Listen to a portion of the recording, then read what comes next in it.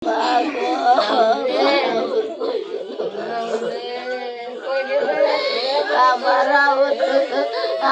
R হয়ে গেল আমি মৰে গেলে ভালো আছি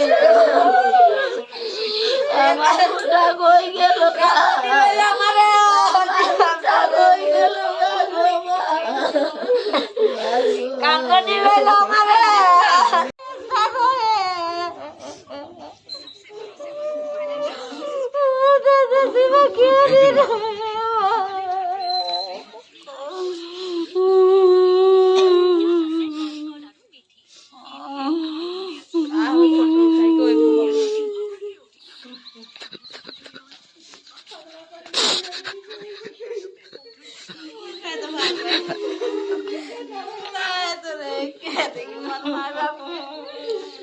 মিছাৰ শোকাবহ দুৰ্ঘটনাত একেখন গাঁৱৰে তিনিজনকৈ সুঠাম যুৱকে অকালতে মৃত্যুবৰণ কৰাৰ পিছত গাঁওখনত বিৰাজ কৰিছে এতিয়া শোকাকুল পৰিৱেশে।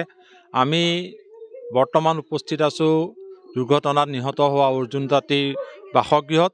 অৰ্জুন তাঁতীৰ বাসগৃহত এতিয়া শোকাকুল পৰিৱেশে বিৰাজ কৰিছে। এই ঘৰখনৰ একমাত্ৰ সন্তান অৰ্জুনে নিশাৰ এক শোকাবহ পথ দুৰ্ঘটনাত অকালতে মৃত্যু সাৱটি ল'লে। চৰকাৰী অনুদানৰ ঘৰ পোৱাৰ পিছত বনাই পেলাই তেওঁ সেই ঘৰখনত শান্তিৰে কটাবলৈ নাপালে। অকালতে এক শোকাবহ পথ দুৰ্ঘটনাত মৃত্যুমুখত পৰিলে। আমাৰ লগত তেখেতৰ অৰ্জুনৰ মাতৃ আছে। মাতৃ এতিয়া শোকত ভাগি পৰা দেখা গৈছে।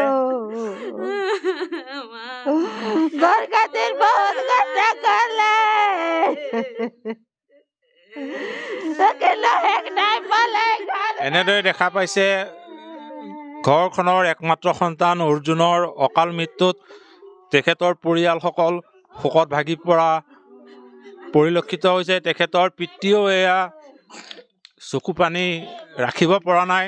তেখেতৰ কিছু বক্তব্য আমি জানিবলৈ চেষ্টা কৰিম। কি কৰিব দুৰ্ঘটনাটো সম্পৰ্কত? আপোনাৰ সন্তান হেৰাই গ'ল। এতিয়া মই কি কৰিম ছাৰ, মোৰ তাৰ মানে মোৰ মাথাই আৰু একো কাম কৰিব পৰা নাই বুজিছে। মই কিনো ক'ব কওক, গোটেই ঘৰখন সিয়ে চলায়। আমি দুই বুঢ়া বুঢ়ী কতো নাযাওঁ, ঘৰতে থাকো। সেইকাৰণে মই কি কৰিম কওক এতিয়া আপুনি। মোৰ এনেকুৱা অৱস্থা হৈ গৈছে। হয়, এনেদৰেই শোকাকুল পৰিৱেশে বিৰাজ কৰিছে। হয়তো মৰণোত্তৰ পৰীক্ষাৰ পিছত মৃতদেহ আহি গাঁওখনত উপস্থিত হ'বহি। তিনি যুৱক সুঠাম যুৱকৰ মৃতদেহ। তাৰপিছতে হয়তো আৰু শোকাচন্ন পৰিৱেশৰ সৃষ্টি হ'ব এই গাঁওখনত।